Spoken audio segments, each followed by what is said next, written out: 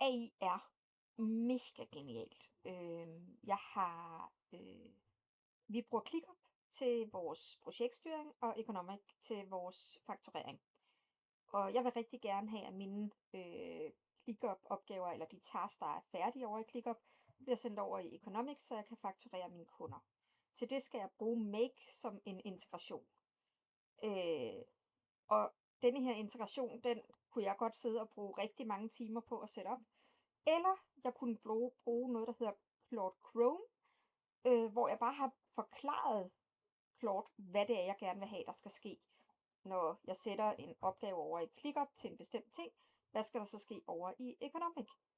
Og nu har Claude Chrome simpelthen overtaget min computer, eller i hvert fald min browser, ikke min computer, men min browser, og er ved at sætte hele denne her integration op for mig.